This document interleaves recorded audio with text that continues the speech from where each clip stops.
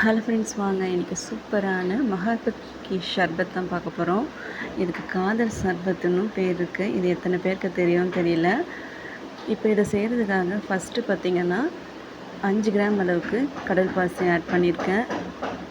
இப்போ இது எல்லாம் நல்லா மெல்ட் ஆகி கரைஞ்சி வர அளவுக்கு நல்லா கரைச்சி விட்டுக்கோங்க.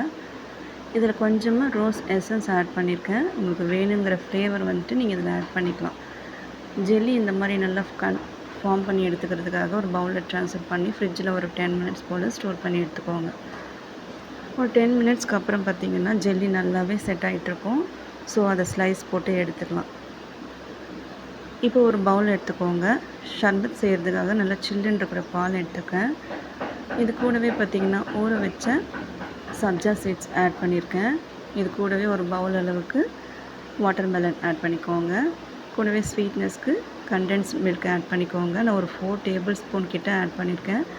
பிகாஸ் ஜெல்லிலையும் நான் ஸ்வீட் ஆட் பண்ணலை. ஸோ உங்களுக்கு வேணுங்கிற ஸ்வீட்னஸ்க்கு நீங்கள் கன்வெர்ட் பண்ணி சேர்த்துக்கோங்க.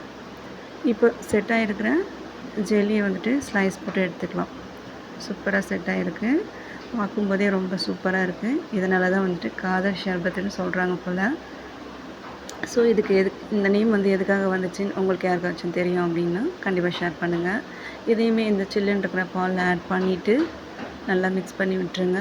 கண்டென்ஸ்டு மில்க் இது எல்லாமே நல்லா ஆட் பண்ணி விட்டுட்டு ஸ்வீட்னஸ் ஓகேவாக பார்த்துட்டு ஃபைனலாக செக் அவுட் பண்ணிவிட்டு ஃப்ரிட்ஜில் ஸ்டோர் பண்ணிவிட்டு நல்லா சில்லுன்னு சாப்பிட்டு பாருங்கள். இந்த சம்மருக்கு ரொம்பவே அல்டிமேட்டாக இருக்கும். என்ஜாய் பண்ணுங்கள்.